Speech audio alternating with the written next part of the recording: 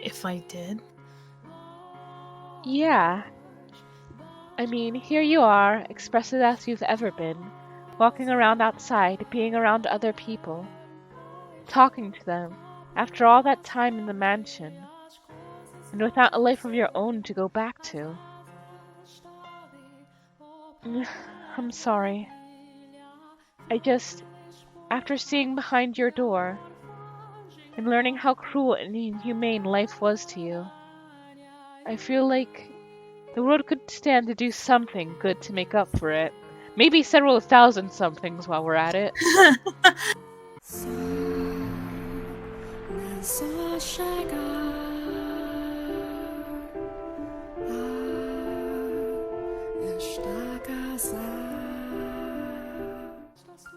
I don't feel like you were that critical of them. I absolutely was. I talked about them like they were somehow beneath me. Yes, you did occasionally offer an opinion on someone or something you showed me beyond the door. But the fact that you were mostly detached from the events there is what allowed me to get to the core of their characters. If you hadn't been in the position you were, so you could tell me the story the way you did, I would never have been able to talk them into. You contributed more than criticism. Your words weren't for nothing. They made this possible. It makes me feel a lot better hearing that from you. And if you still regret your inaction, then make up for it now by taking action here, and have faith that it will bear fruit in your next life. I will. I wonder if Morgana might have a change of heart too. It's not like Mel wanted to bring her so much pain. He deeply regrets what he did, so maybe she won't bear quite as much resentment for him when she learns that. Yes, I know what you're going to say. If that was enough to assuage her, she wouldn't have held on to her hatred for all those hundreds of years. Still, though, I hope it does something for her, however small. As do I. It's gotten pretty late, so I'm going to take Nellie back to the cottage. Okay. If you have some secret plan to get the other 2 keys, could you fill me in on it tomorrow? Sure. Also, I could get you another room if you wanted. This one isn't the nicest. No, it's fine. I've come to realize I'm more at home in less comfortable environments. Now, am I just imagining it, or was that just as depressing as it sounded? That's not quite what I was going for. Well, anyway, if you're fine with it, suit yourself. Say, I've got one huge lingering question, if you wouldn't mind enlightening me. Yes? Why would you go to such lengths for me? You seem to know Morgana, so I can understand why you would be fighting for her. But to me, I had a part in putting her in that tower. You have every reason to hate me. So why would you want to help me? If this was all it took for me to hate someone, I would curse every last man and woman in the world. I bear no animosity for you. And even if I did, you've committed to take action. That doesn't explain why you were so concerned about us. It almost seemed like you actually cared about me and Nellie. But we're complete strangers. We just met today. Because some part of me couldn't think of you as strangers anymore. Uh-huh. That's right. When he came by this afternoon to talk, he didn't feel like a stranger to me either. He was weird, like he'd known me my whole life. So I made him into my second brother. Your second brother? You're more than welcome to change the order, Nelly. Keep him number 2 and me number 1. Oh my god, Michelle just hates him so much. It's so funny. Aw, I wish I could join in and be big sister number 1. I'll have to think about it. After all, you might be number 1 material. Whoa. Why is this even up for consideration? I'm just kidding, dear Smell. Oh. I'm still kind of confused. But anyway, I'm glad someone like you showed up. I've actually been praying every night for God to send someone who can get me out of this. I really am useless all on my own. Constantly looking for someone to help me, unable to do anything by myself. And trust me, I realize how pathetic that is. Now you must have had a pretty good... you must have had a pretty good life to be able to be so proactive in the face of adversity. I bet you had everyone's respect, helped people in need, had plenty of friends who had your back, and weren't tossed out by your family like I was. You must have been incredibly blessed. I'm jealous, really. Sorry, that came out of nowhere, I know. Well, I should be going. See you tomorrow. Good night, Michelle, brother number 2. Maybe 1? 1. And good night.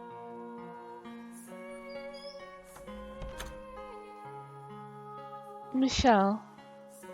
He wasn't trying to be. Yes, I know. I just thought it was rather funny. I'm not taking a stand because I've been blessed, but because I've got nothing left to lose. I fight for Morgana because I understand what it's like to be tortured day after day, having experienced the loss of my siblings. I didn't want the 2 of them to go through the same thing. If anything, it's those who have lost the most that are most likely to take action. I'm not sure if you've realized it or not, Michelle. But you've gotten to be a great deal more expressive since arriving in this era. I can't see your face, but I can hear it in your voice, and I can feel it in your presence. So I'm sure it's showing there too. You're making all sorts of faces I've never seen before. Some of the things you've lost, you seem to be getting back. So you can't say you've got nothing left to lose anymore. Promise me someday you'll let me see all these new faces for myself. I will, I promise. If we can manage to destroy the mansion, that should release you from its darkness, and allow us to see each other once again. I trust you. I have faith we can do this. Wait. But with the man's instructions, both our souls should be returned to their rightful places. Which would mean erased from existence. Giselle. What? I just thought I sensed you grimacing. Wow, you felt that. What's the matter? Sorry, I didn't want to bring down the mood. It's just, well, I know what I'm asking. And I know this is asking for the moon, but I was just thinking it would be nice if you had a life you could go back to. If I did? Yeah. I mean, here you are, expressive as you've ever been, walking around outside, being around other people, talking to them, after all that time in the mansion, and without a life of your own to go back to. I'm sorry. After seeing behind your door, and learning how cruel and inhumane life was to you. I feel like the world could stand to do something good to make up for it. Maybe several thousand somethings while we're at it. It's done all the good it needs to. I have someone who cares enough to lament my fate. What more could I ask for? Michelle. Thank you, Giselle. You're not the only one who's asking for the moon either. I wish I could have a life with you as the person I am. And for that, knowing I have no future feels worse now than ever before. Alrighty, that's enough moping around for one night. We should start planning for tomorrow. Things are definitely looking up. It only took one day to get Mela on our side. Let's keep it up and win over the other two.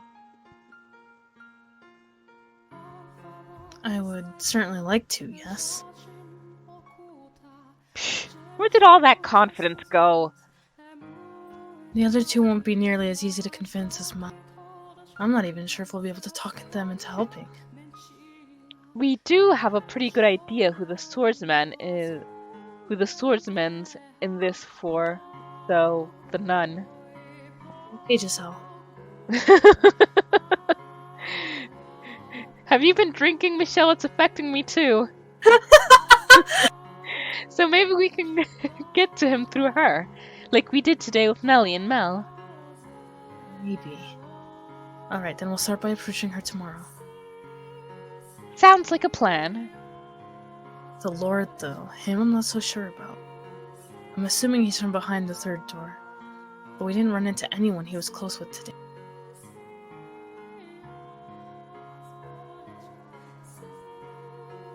And in Morgana's telling of the events of the Harvest Festival, she only mentioned 5 people.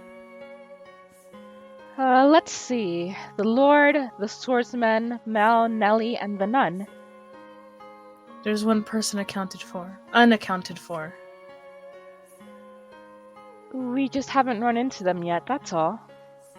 If he's a man from the cellar door, I can't imagine she won't be here too. Oh god, Maria's so forgettable. I was like, who's Michelle talking about? Aw, poor Maria. Who's losing their confidence now? In any event, tomorrow we talk to the nun. I'll hope it goes as well as it did today. You've got me. You don't have anything to worry about. Or, all things considered, you might not even need me. No, I wouldn't say that. You handled Mel pretty amazingly, though. I'm not going to lie, my heart was pounding the whole time. I was afraid you were going to slip up and say something boneheaded. But you managed to keep it together, and I didn't have to come to the rescue. well... I could make a book of quotes out of your performance today. Oh, for the love of God, please don't. So I'm not concerned at all. Say whatever you think is the right thing to say. I'm more than happy to sit back and watch. The more you pile on the expectations, the more afraid it makes me that I'm going to trip up. Besides... I don't think I could have done any of that without you. Why not? Well, my life was hardly as pride-worthy as Mel seemed to think, so I didn't really feel like I had a right to talk to him like that. But knowing you were there, urging me on, was what allowed me to act without hesitation. So, thank you. No thanks necessary. But if you say so, then you're more than welcome. I'm glad I could be of assistance, if just a little. Glad you were. Now, let's keep this momentum up tomorrow. It's getting a bit late though, so you should probably get some sleep. What is it? I kind of don't want to sleep. What? Why not? For somewhat childish reasons. Oh, are you sad you won't be able to hear my voice? Are you lonely, you poor, poor dear? I am. Well, that's the last thing I expected you to admit to. Okay, well, do you want to stay up and talk for a little longer then? Not too long, though. You need to rest up for tomorrow. And who knows, maybe I'll show up in your dreams if you wish hard enough. Aww.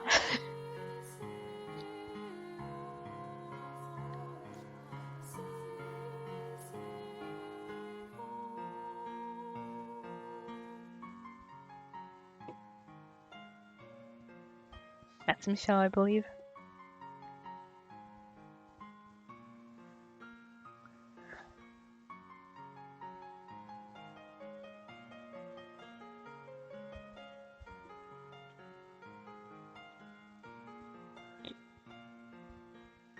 Connect to? I'm here. Someone just walked in. The fact that I'm even able to talk with Giselle right now is a miracle and a blessing. So is it avarice for me to yearn for more, knowing I've already been granted such a great bounty? I want to see her face as much as she wants to see mine. She's infinitely more expressive than me, and I want a good, long look at all those many expressions up close. I want more than her voice. I want her whole body. I want to feel her warmth. In this era, I have all 5 of my senses in full working order, as I did when I was alive. Giselle, though, she doesn't. She remains dead. As lively as she may be now, that's one thing she did not get back. I truly wish she could have been here too.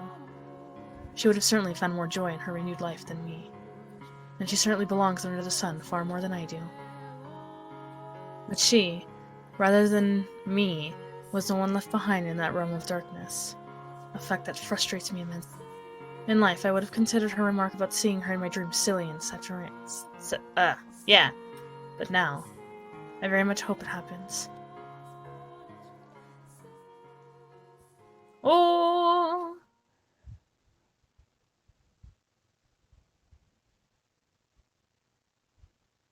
Oh, 2!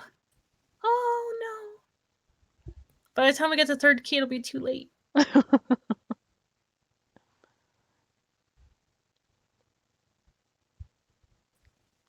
Is that just how? Wake up. Come on. Wake up, please. Come on, up with you. Oh. Oh, thank goodness. You were out so good, I was scared you might be dead for a minute. Good morning. How are you feeling? Same. Why are you looking at me like I just kicked your cat? Oh.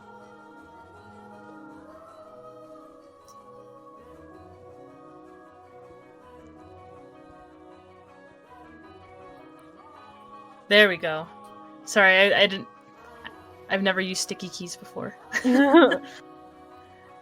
It's incredible how much more pleasant it is to be woken up by a woman than a boy. Lots of thanks, I guess, for waking you up. Or did I interrupt a nice dream? Yeah, for your information, you did. I did, didn't I? And there was a dirty dream too, I bet. You definitely seem like a mind in the gutter kind of guy. I will murder you. Whoa, let's not be hasty now. You said you were going to help me out. That doesn't sound very helpful. And the worst part is how similar his wake-up call was to Giselle's. I'm just kidding. And you know, I can get up on my own. Doubt. Fair enough, I guess. Though put yourself in my shoes for a sec. I came in and you were still as a corpse. It startled me enough I took your pulse. You touched me while I was sleeping. It was faint, but it was there. That's wonderful news. They're handing out breakfast in the dining hall. You can go get a plate yourself if you want. It's just some bread and wine, though. Dining hall. There's quite the crowd, all the people here helping with festival prep, so you should probably hurry if you want to get some. Hold on, I need a minute. My mind's still waking up, and I need to mentally prepare to go eat with people. People! Hmm? First off, I thought you said the church wasn't offering boarding at the moment, so why a dining hall? Ah, right, it's not, but they still do offer breakfast. For free, of course. I see. Now, what do you mean by festival prep? As I mentioned yesterday, the heart of the As I mentioned yesterday, the heart of the harvest festival is here at the church, but it's a city-wide event. There are all sorts of supplies that need to be purchased, decorations made and put up, that sort of thing. So we've got volunteers from the city here to help. I see. I believe today they're supposed to be putting up decorations outside the chapel, so the courtyard should be a bustle. The courtyard. Ah, yeah. Less court, more yard, really. We passed through it on our way here yesterday. Oh, right. I think I know what you're referring to. So, as long as I'm here, I don't have much choice but to help with prep. I'd honestly rather set Morgana free right now. But the other two are bound to find out if either of us do anything too conspicuous. So for now, I should stick to my routine, at least where people can see me. That would be the smart thing to do. Yeah. Anyway, let me know when you're planning on doing anything. If there's anything I can do to help, I will. I'll let you know. Okay, well, I should get going. See you later, I guess. Mel, do you know where I could find the nun? Her? She should be in the dining hall. Thank you. And the other two men? The Lord and his bodyguard. They're only around early mornings and nights, so I doubt either of them are here right now. Why only then? That's when we go up into the tower. Though even if they were on the property, you wouldn't be able to just walk up and talk to them. Especially not the Lord. Also, I don't keep track of where they go or what they do. Sorry. Well, I don't really want to know what they're up to. So I've kept my distance. Understandable. Thank you anyway. See you later.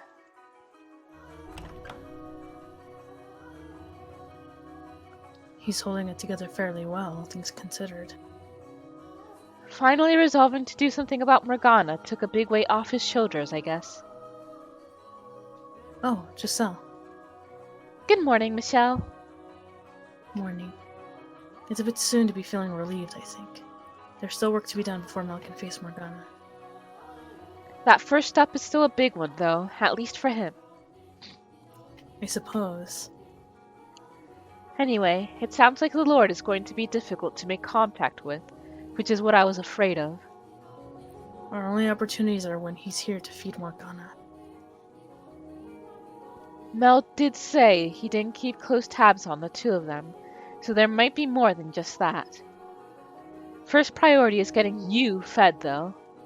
So off to the dining hall we go. Out of curiosity, did you sleep at all? I haven't been sleeping once since I became the maid. It's the most horrifying aspect of my existence.